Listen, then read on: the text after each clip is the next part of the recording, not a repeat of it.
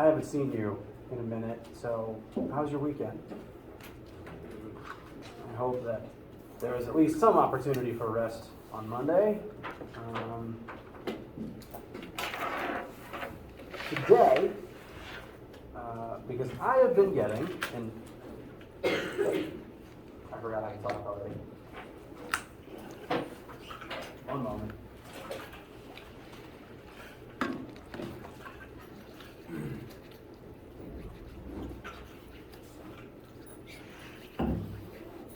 I've been getting a lot of questions about the homework, which is good because that means you're looking at it and working on it. And it means that you're asking me questions, which is wonderful because that tells me exactly what you guys are having trouble with. Because as a person who does physics professionally and has been working these questions for years, I oftentimes forget which ones are actually hard. And you guys telling me which ones you're having trouble with reminds me and helps me to know what to spend time on with you guys. So, in light of the number of questions about both the lab and the homework I've been getting, I want to spend today looking at as many of those as possible. There's already a couple of specific homework examples I want to go ahead and look at with you guys because they require a little more explanation, or they're examples of types of things that are going to come up commonly, and I want to draw attention to them. So, I'm going to go through a couple quick announcements before I open the floor back up to you guys. One, as a reminder, we don't have a normal in-person lab this particular week.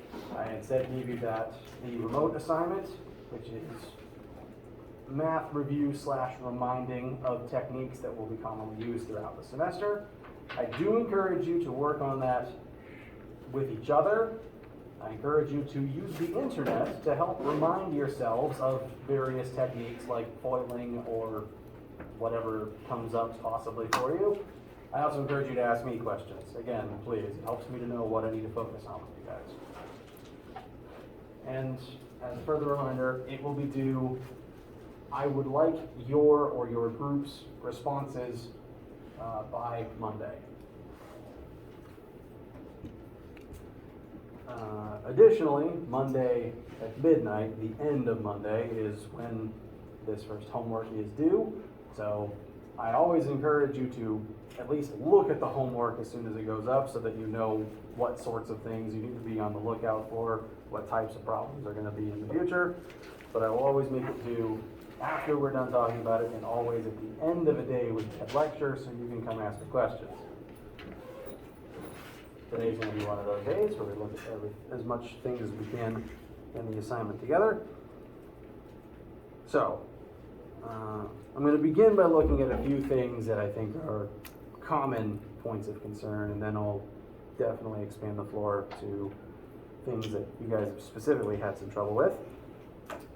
So, before we move too far forwards too fast, again, I hope you all had a good weekend and are having a good day. Do you have any questions, comments, concerns, issues about anything at all before we get started today?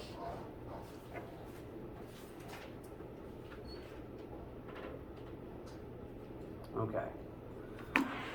Now, I want to at least take a second quickly to poll you guys on what questions you guys have about, like, what homework questions have been causing you issues so that I can try to address them at least to some degree within the lecture.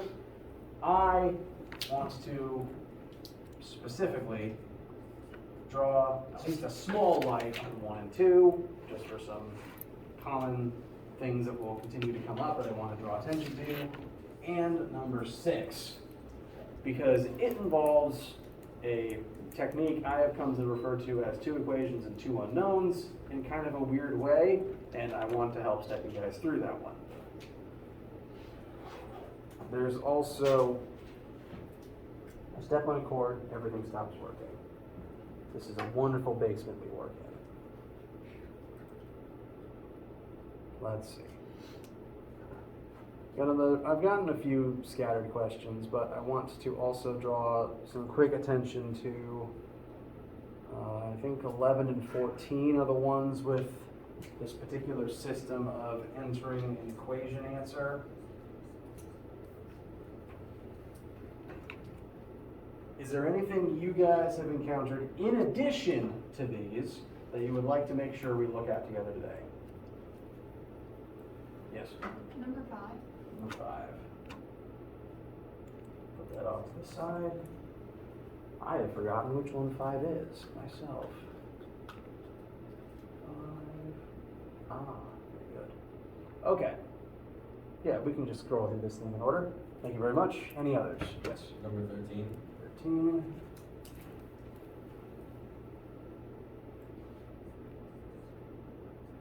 Thank you. Any others? Yes. 7. 7. I should have written these in a better orientation. 7. I saw one other hand. Number 12. 12. So, while this is a lot of questions, it is good because you're looking at the assignment, and I'm glad to help you with what you're confused by. So, I will also help with and address any issues where the machine robbed you of points that were rightfully yours because it misunderstood your answer. I will address a few of those where that happens commonly. So, to start at the beginning, I want to at least look at these two briefly. Wait, this is not anyone's specific assignment, is it? Okay, no. This is a randomly generated teacher version, which is why it's showing you the answers, but typically, most of these answers will be slightly different, and I'm just showing you the method for finding them. Is this marker heavy? Not enough. So, I have been getting an amount of questions about number 1. The existence of a firkin may throw people off. That's completely fair. It's not a word I use regularly. So, in this particular question, we are given some number of firkins. Your exact number will vary. I'm just going to shorten firkin to F for simplicity's sake. And we want to convert firkins to meters cubed.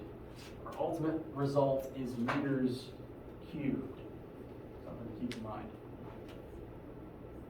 We are told to begin with, 1 firkin is equal to 9 gallons. I'm going to orient my conversion with 1F at the bottom and 9 gal at the top. Since these two numbers are equal to each other, I'm ultimately just multiplying by 1 just to change the unit.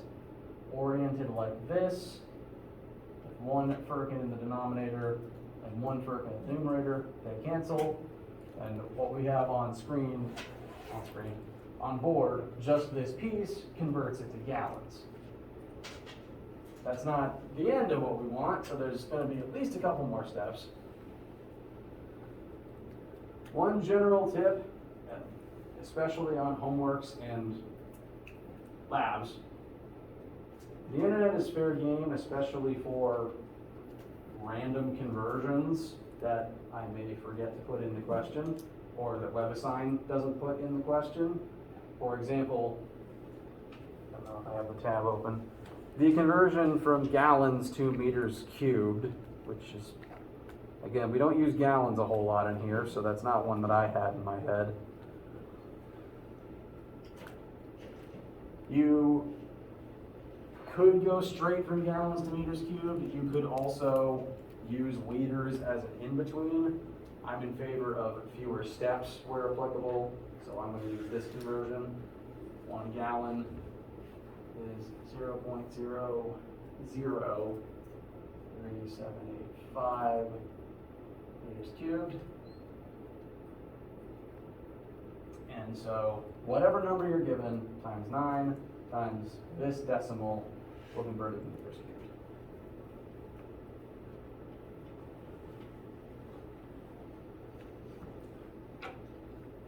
While you are working on that, I'll try to keep this conversion within the frame.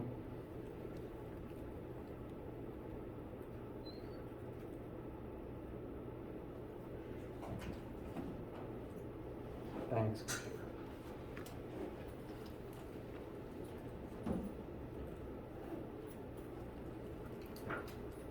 keep that in frame for just a second.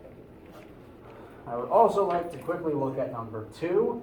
This is actually one where everyone's answers will be the same because WebAssign randomizes red text numbers, but in number 2, none of the numbers are red text because the only variable given is a universal constant, the speed of light. So everyone will have the same answer here, which is why this will be helpful to help everyone get there. I've gotten some questions about how to input scientific notation into WebAssign. I've gotten a similar question, do I need to use scientific notation in WebAssign? Ultimately, you don't have to. The computer is at the very least smart enough to interpret your answer if you put the whole number in. So when you work this conversion from meters per second to miles per hour, you're going to get a very big number, about 670 million, which is a lot. And if you put in just the whole long number that your calculator gives you as your calculator gives it to you right here, it should count it as correct, because it's at least smart enough to work out scientific notation from there.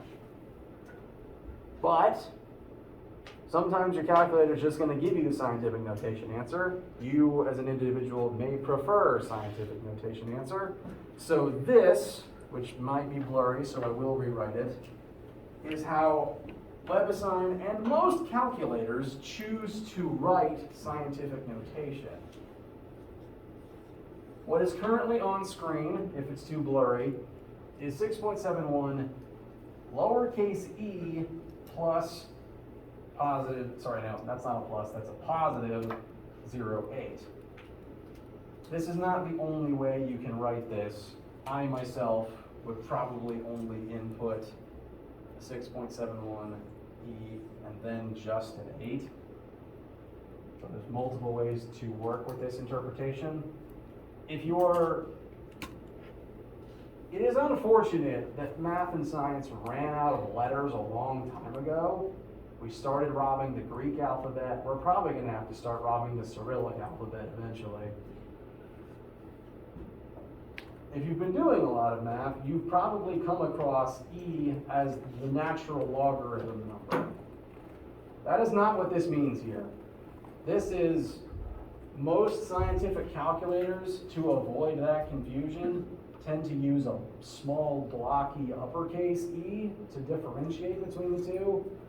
So the e on WebAssign is the same as the blocky e your calculator will probably give you for big numbers.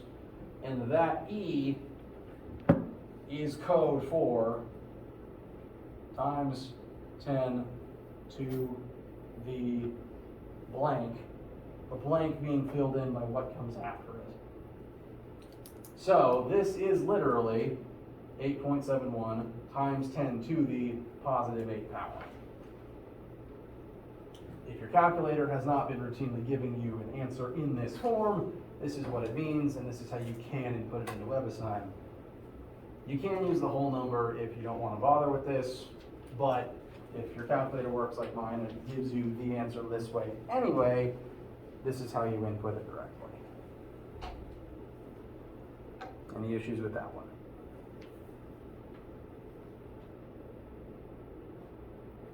Okay. Let's just continue down through the assignment in numerical order. We got a question about 5. A high fountain of water is located at the center of a circular pool as shown below. The student walks around the pool and measures its circumference to be 36 meters. At the edge of the pool and uses a protractor to gauge the angle of elevation. How high is the fountain? Okay, so we have a trig question. I'm actually going to roll the board up and work directly on the picture that's been given to us. We've been given this sample triangle, which is nice because it puts our angle on it and everyone is operating from the same angle, so this number won't change for anybody. What will change for everybody is the given circumference of the fountain. More on that in a minute. But I'm going to fill in the rest of this triangle real quick.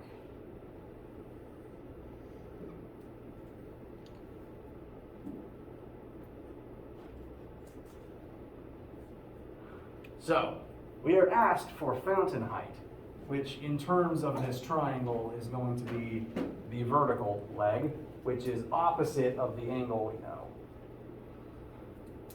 In order to use this triangle in our trig knowledge to find that leg, we are going to have to know one of the other two legs first. And we're given nothing about the hypotenuse because there's nothing physically there. The only physical measurements are the fountain and the height of the water. So we should instead consult the bottom leg, which, while not told directly, we can figure out. Yes? Never mind. I was just listening. Thank you, though, Yep. very much. We were told circumference of the fountain, circumference being, the distance around the circle.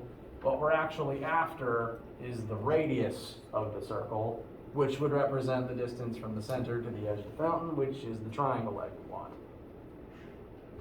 So we need to take your given circumference and turn it into radius. And despite being a mathematician, I can never remember any of my formulas, which is why I never ask you guys to memorize any of them. Pi times diameter, or 2 pi r. Thank you. Pi times diameter.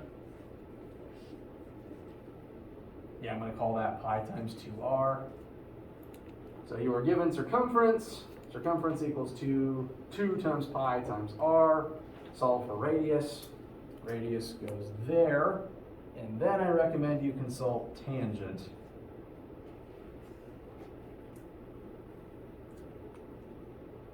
that help with this one?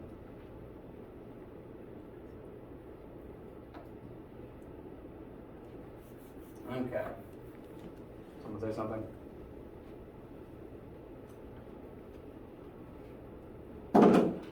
I do want to now move on to number 6, if everyone's okay with that, because out of the ones that I've worked with students so far, 6 involves the most lines of algebra. I'd say 6 is probably the big one on this assignment.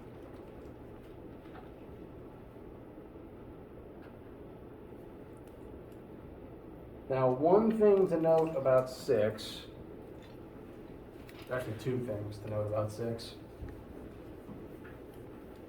The first question you are asked is actually to upload a file of a drawing.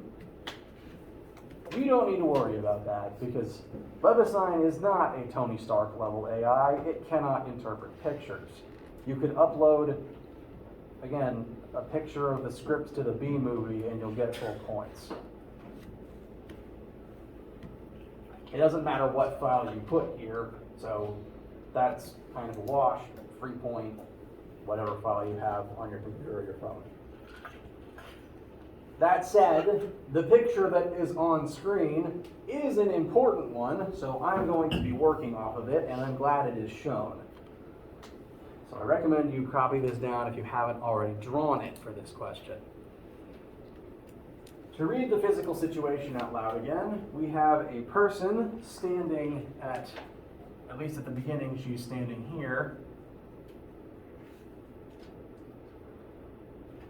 And this person notes that from current starting position, the angle between the ground and the height of a distant mountain, not an artist, the angle between the ground and the angle of the triangle shown would be 12 degrees, and then walks some distance forwards, and a new triangle gets drawn, where this angle is now 14 degrees when she is some distance closer.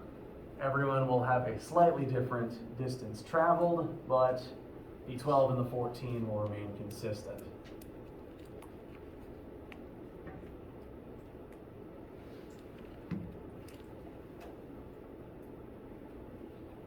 So we really have two triangles that are overlapped and drawn on top of each other. I will draw them separately just to show them.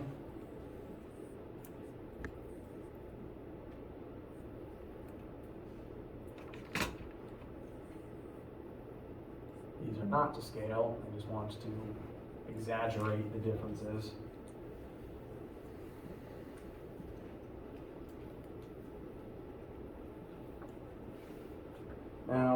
Part B involves inputting formula answers based on the tangent function and looking at each of these triangles. The trick to those is just using WebAssign's fraction tool to input things correctly. But again, we are not dealing with an artificial intelligence here. It's really dumb. If you leave in a space somewhere WebAssign isn't expecting it, it will think your answer is wrong sometimes. So on any questions similar to these, there's at least 2 more points in this particular assignment where this comes up. If you feel like I've put this answer, I've done the work, this is the answer, and it's fighting me on it, let me know. I will check and get you your points. What I want to focus on with you guys right now is actually part C, the numerical finding of the final answer. Because, well, I will show you where the potential math hiccup might lie.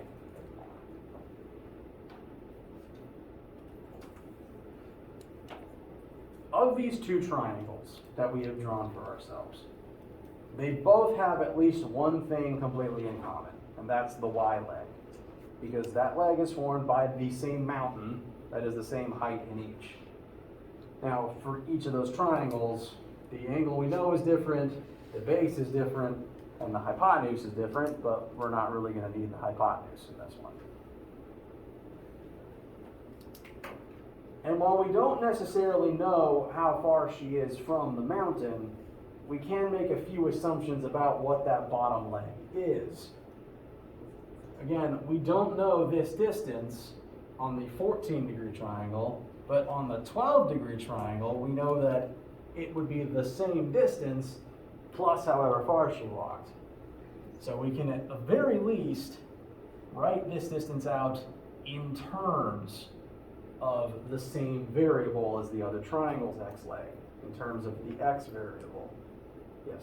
Isn't the x the distance? You could do it that way. You could do it either in terms of how I have it here. Alternatively, you could work it successfully like this. Either is an option. As long as you pick one of those orientations and stick with it, you'll be fine. I don't know why the other way is my first instinct. Actually, come to think of it, WebAssign asks you to put it in terms of the other way. I'm not sure if it'll accept answers the other way around. So let's continue with what WebAssign wants, just to appease the system somewhat.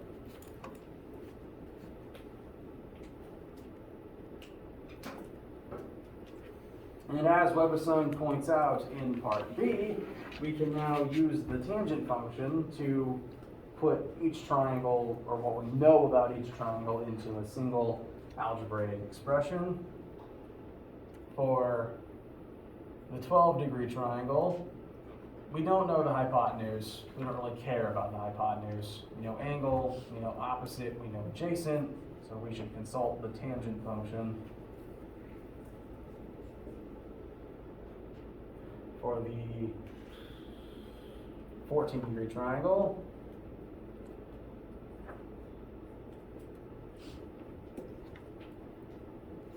I didn't write 14, that was silly of me. You know, this version instead.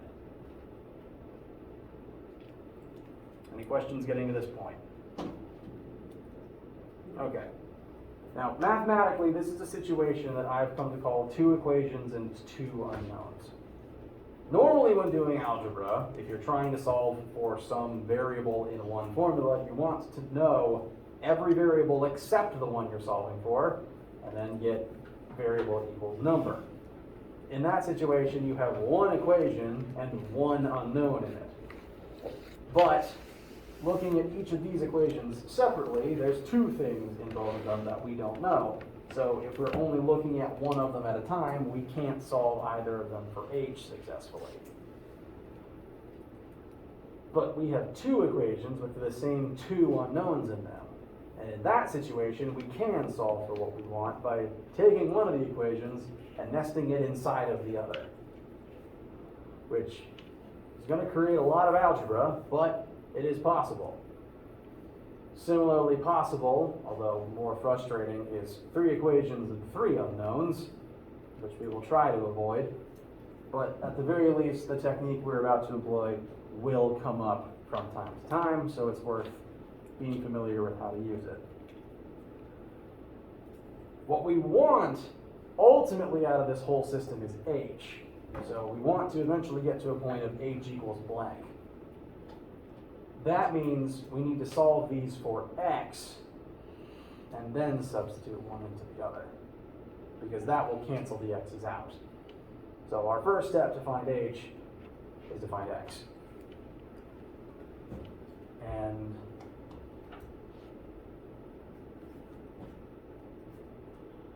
I'm going to set these both in terms of x, and then we'll work from there.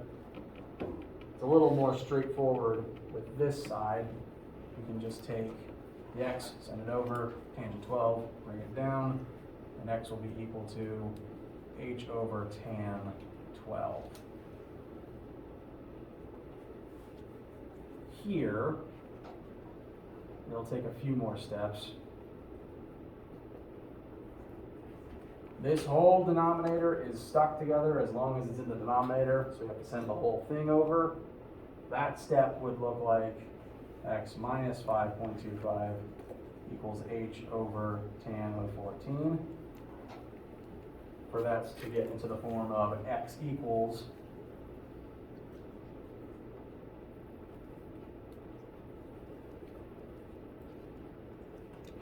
we would just have to subtract the 5.25 from the left, which would actually add it, come to think of it.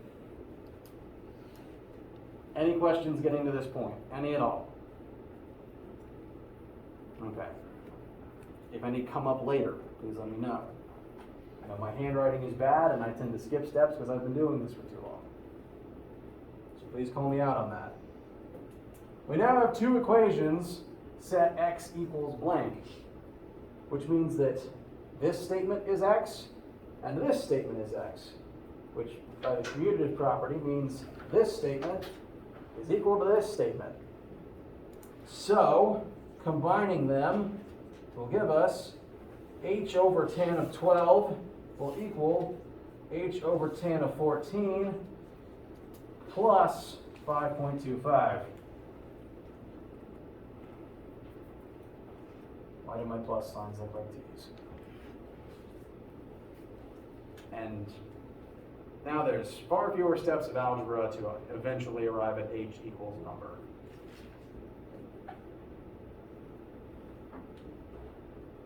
To at least help you on that process, we want all the h's isolated to one side, so I'm going to have h over tan of 12 minus h over tan of 14 equals positive 5.25. Once they're on the same side, you can distribute the h out, which I'm just going to do by changing what I have on the board.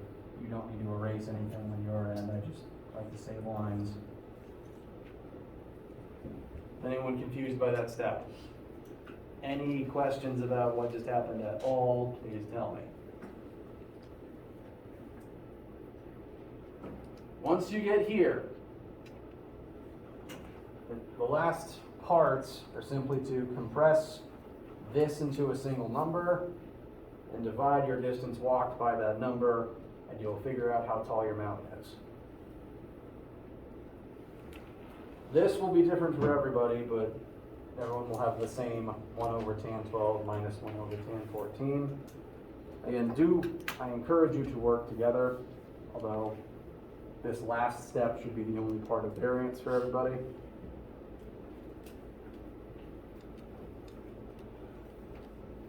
Any questions, issues, concerns, etc.?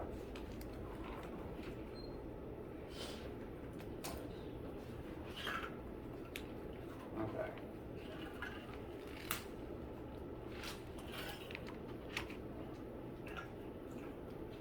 It's currently 11, so if anyone needs anything, I'm going to stop talking for a second and look over the next couple questions that we asked about so that I'm just prepared to give quick summaries.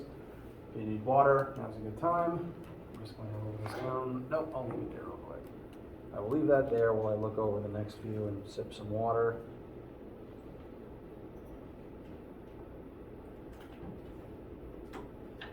Okay. We got questions about 5, 6, 7, 11. I should really rewrite these in order. Why did I erase all of them?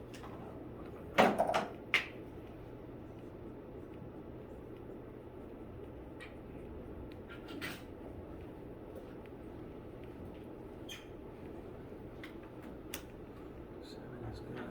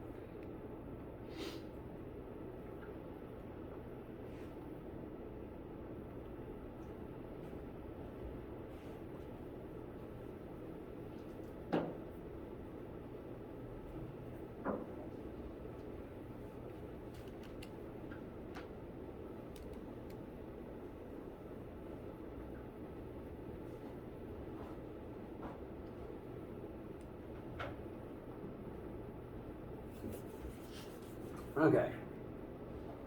Anyone need anything before we look at the rest we've got questions about?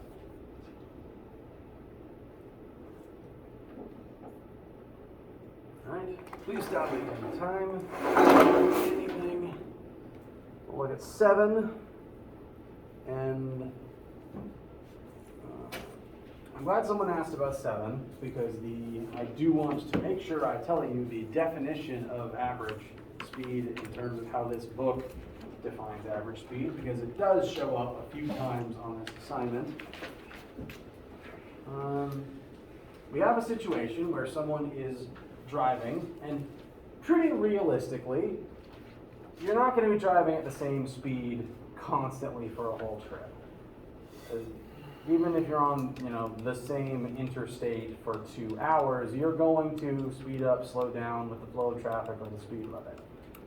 And so, realistically, this person is moving at different speeds for different lengths of time, and we are asked to infer some things about the whole trip. Now, the first thing you're asked for in 7, and again, this definition will show up a few times, is average speed. And the definition of average speed, or possibly average velocity, is total displacement over total time. So this would be the average for the entire trip, which is not found simply by taking each speed and literally averaging them. That'd be too easy, unfortunately. No, we have to find the total displacement and the total time and divide them.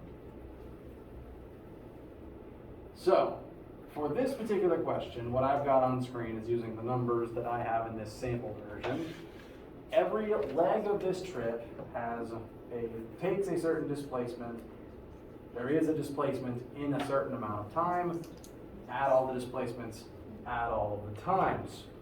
So, leg 1, 60 kilometers per hour at 55 minutes. Your numbers will vary. But what I have written up here is to find displacement and multiply the velocity by the time spent at that velocity. But in order to keep everything in terms of kilometers per hour, I've turned the minutes into a fraction of hours just to try to keep things consistent. So 60 kilometers per hour times 55 minutes, but then divided by 60 to convert it back into hours, so the hours cancel and there's just kilometers on top. Underneath that, for the time part of this, again, 55 minutes divided by 60 minutes will give us just less than 1 hour. And that's the time that this particular leg took. Next leg given was 11 minutes at 70 kilometers per hour. So on the top, 70 times 11 over 60. On the bottom, just 11 over 60. Next leg, 35 kilometers per hour for 30 minutes. And then last leg, this person stopped and spent 25 minutes eating and buying gas. And so we can assume, for safety's sake, that no distance was traveled in that amount of time. So time passed, but distance did not.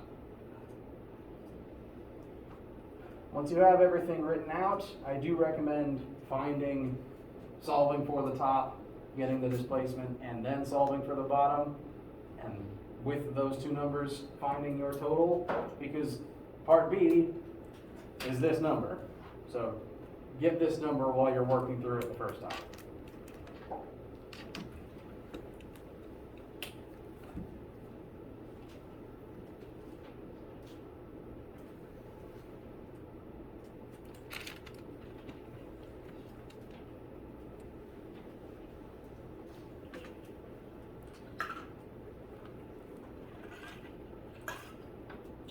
Any questions, concerns, etc. about number 7?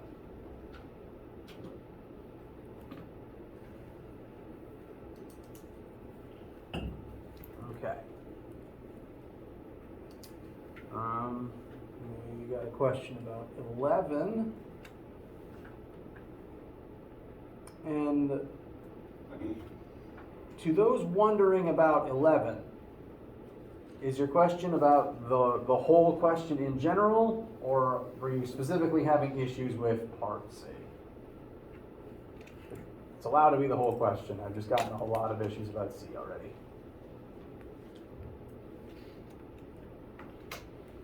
Okay, well, we can look at the whole question then.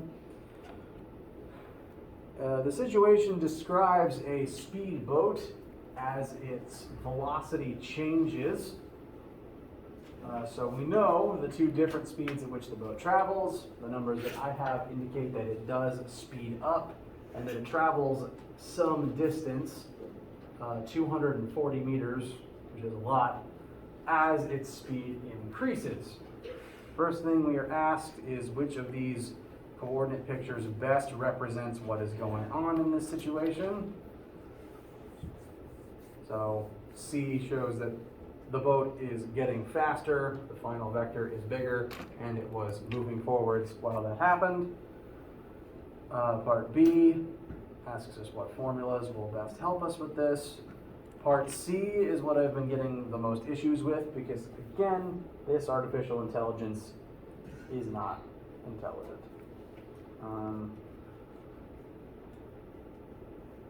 What I do like about this question is it asks everything in a nice, coherent order. Picture the situation, find what formulas are helpful, reorganize that formula to tell you what you want, then plug the numbers in, then apply that information to another part of the problem. So I like that order about it. So part 1, we picture the situation. Part A, we picture the situation. Part B, we look at the formulas that we want. For this particular question, we're asked to find acceleration or what formula would be useful for acceleration. We were originally given 2 velocity variables and a displacement. So we have one formula that contains all of those things. We are then asked to rearrange that formula and solve it for A. That algebra is not very hard. However, again, WebAssign likes to misinterpret answers because if you don't put it in exactly the way WebAssign expects and with no extra spaces at the beginning or the end, it's going to complain. So if you've done the question correctly and you've been inputting this completely logical answer, and it's fighting you on it, please tell me, and I will fix it from the other side and give you your points back. The last two parts are a matter of plugging, well, part D is plugging numbers into what you found for C, and then part E is taking the answers from above and using them to find the time it would take to increase the velocity as much as it did in the question, as much as it did in the earlier part. I forget who asked about 11, but does this help address the concerns about it?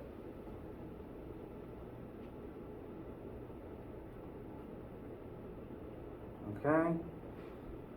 Moving on to 12, we have a similar sort of problem to 7 actually.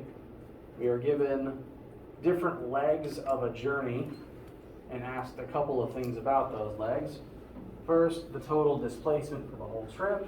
So that's going to involve looking at each leg of the journey, solving for the displacement, and then adding all of them together. This will be a little different this time because we're accelerating on some legs of this. So you'll have to use formula 3 in order to determine the distance traveled while those accelerations are happening. But you will eventually come up with a displacement for each leg and add them together to find the total displacement. Then for part B, we were asked for average velocity. Now thankfully, we would have already found the displacement for each leg. So to get the average velocities for each leg, you take the corresponding leg's displacement and divide it by the time it took to travel that leg. Now granted, this is where the word average velocity is very confusing because